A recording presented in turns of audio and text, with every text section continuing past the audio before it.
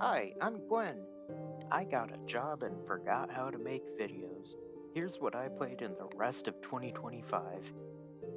I finished August by playing the Switch 2 DLC for Kirby and the Forgotten Land. I played the base game right when it came out, though I did replay it with the upgrade pack. It's really good, though I think I'm a bit lower on it than most. It perfectly adapts Kirby level design into 3D, but I personally feel like it didn't do too much more than that. It's just another really good Kirby game. As for the new DLC, it's fine. It's way too short, and it's nothing crazy. It's a bit more Forgotten Land. I don't really know what else to say about it. I personally don't think the DLC is worth the $20, but it's not bad. Pick it up on sale if it ever goes on sale. It probably won't. Anyways, I really should have squeezed this into the last video since I was fully done with this in August, but I did not do that. Oh well. Next, I finally finished Echoes of Wisdom. This game just would not click for me. I feel like all the puzzles in this game are either way too obtuse or so basic they might as well be non existent. The combat in this game starts out awkward, and it only gets much worse the longer the game goes on for. Summoning enemies to fight for you just is not fun to me, and it never felt natural. Also, you straight up lose the only thing that makes combat bearable in the last hour or so of this game. I kinda get why they did it, but I think it was absolutely the wrong choice. This is the only Zelda game that I flat out don't like. Nothing about it worked for me. Next, I picked up Hollow Knight Silksong. I'm recording this months later, and I still find it hard to believe that this game is real and out, and I've played it. The extremely long wait for this game drove my expectations way up, and yet somehow it still managed to completely surpass my expectations. Unfortunately, unlike a certain other game. Silksong was absolutely my favorite game of 2025. It's quite frankly shocking just how big this game is. Metroidvanias typically average around 10 hours long. This game took me 70 hours to get the best ending. And there's free DLC coming. $20 game. How? Everything in this game is perfected. Movement is super fluid, animations are gorgeous, music is super atmospheric, combat is super smooth, environments are beautiful, world building is really interesting. Every single thing in the game does damage. Okay, maybe that last thing isn't perfect. If I could make any changes, I'd probably remove 2 health contact damage. Attacks doing 2 health are fine, but even just brushing the enemy and losing 2 health is kinda just frustrating. I can definitely see people taking issue with the difficulty. It's definitely the hardest game I've ever played, but for the most part, I really enjoyed the high difficulty of this game. There is one exception though. So I played this game through all of September. I got to the true final boss towards the start of October. I fought it on and off for months, and I finally beat it 3 months later. It is by far the hardest thing I've ever done in a video game. I've beaten Metroid Dread in 1 health mode. This fight was harder. Aside from the absurd difficulty spike right at the end, perfect game. Play it. Unless you don't like hard games, maybe don't play it then. Next, I played Castlevania Circle of the Moon because I wanted to play more Metroidvanias after Silksong. I like it. It's pretty good. It's nothing too special. Like it's typical Castlevania stuff. The biggest issue with the game is the card system. Like pretty much everything interesting about combat is based around cards that occasionally drop from enemies. And I mean occasionally. A lot of the cards have like a 1% drop rate.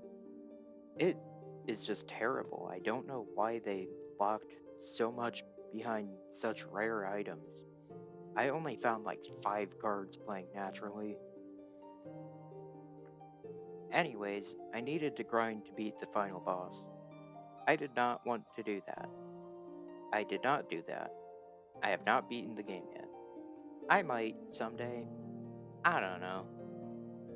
Next, I played a little bit of Yakuza 5. It's fine so far. I really liked the opening of the game, but past chapter 1, it's kinda just more Yakuza. I've only finished 7 chapters so far, so I'm still pretty early in the game. I'll absolutely come back to it, but I'm not exactly in a rush at this point. Next, I picked up Pokemon Legends ZA. I also had to pick up the upgrade pack for the Switch 1 version because my local game store didn't have any Switch 2 copies. I feel like all the opinions I've seen on this game are very extreme. People either say it's one of the best games in the series or a total abomination that Nintendo should be ashamed of. I just kinda thought it was decent. Far from my favorite, far from my least favorite. This game's strongest point is the characters. The whole cast is very likable and it feels a lot more developed than the characters of most other Pokemon games. I don't think the plot itself was quite that good though. It's serviceable. Not a whole lot happens throughout the game. The final boss was pretty hype though. One big thing this game does differently is that the whole game takes place in one city. I personally think they pulled it off fairly well. The game is designed well enough that it never grew stale for me.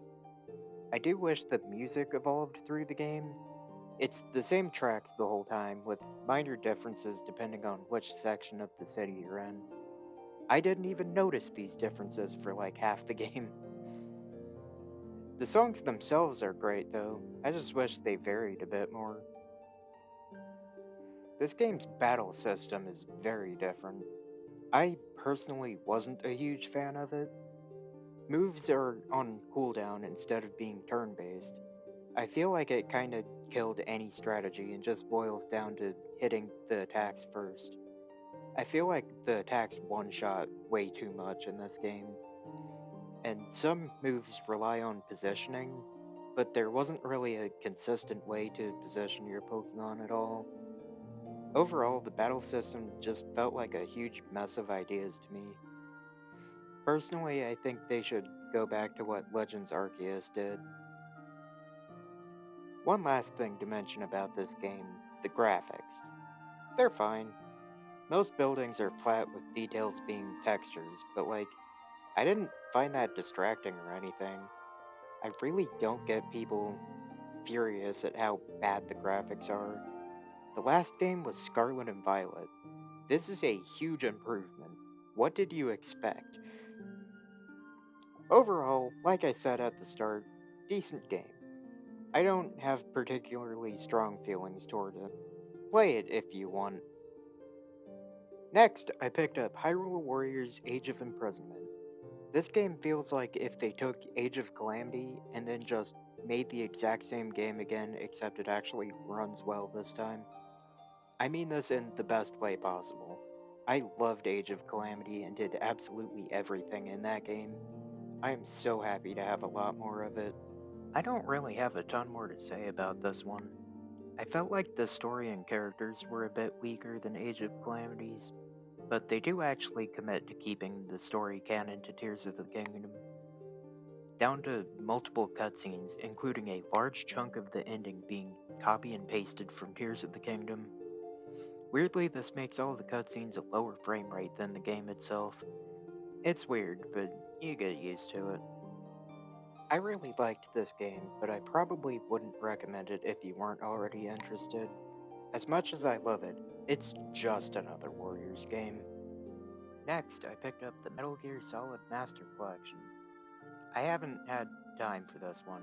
I've only played like an hour of the original MSX Metal Gear. It's fairly dated. Probably not really worth playing, but I did. Next, I picked up Metroid Prime 4. So that's now 2 games this video that I never thought would actually come out. Unfortunately, this one's kinda mid.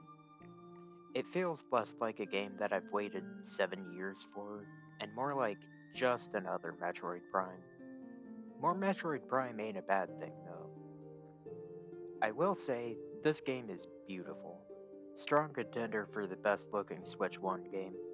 And yes, I am playing the Switch 1 version. I wasn't going to use the mouse controls, so I figured I'd just save the $10 unless it was unplayable. And it isn't. Ran at a perfect 1080p 60. 4K would be nice, but not quite $10 nice for me personally. The soundtrack was pretty good. Really nice after Dread had a very bland and forgettable soundtrack. Still one of my favorite games ever, though. Right before this game came out, some clips came out of NPC interactions, and a lot of people started freaking out thinking the game would be terrible. Honestly, I really liked the dialogue in this game. Granted, I am a big Marvel fan, I tend to enjoy that kind of humor, but I didn't feel like it was out of place or anything. My only issue with the dialogue is that Samus has none. They were so scared by the reception to Other M that they won't even let her talk except for when they do. She doesn't have to say a lot, but there's times when NPCs will ask her a question and she just doesn't respond. She can say a simple yes without it ruining her character. And if she must not speak, write different dialogue. While I mostly enjoyed this game, the last chunk was not great. For a series about exploration, the last area sure was a straight line.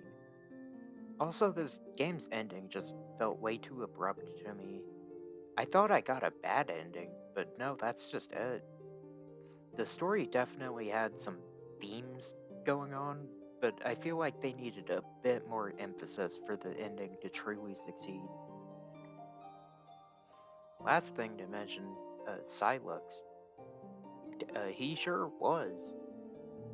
They like really built him up, and then he just shows up a couple times, and then you fight him, and then the game ends.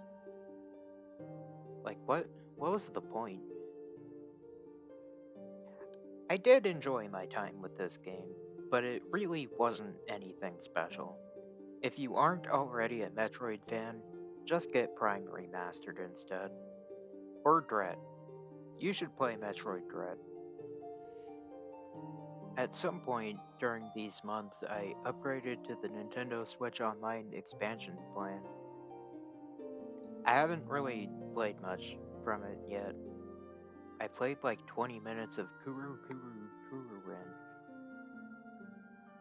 Like, look at the gameplay. Like, I don't know what to say about it. Like, this is the game.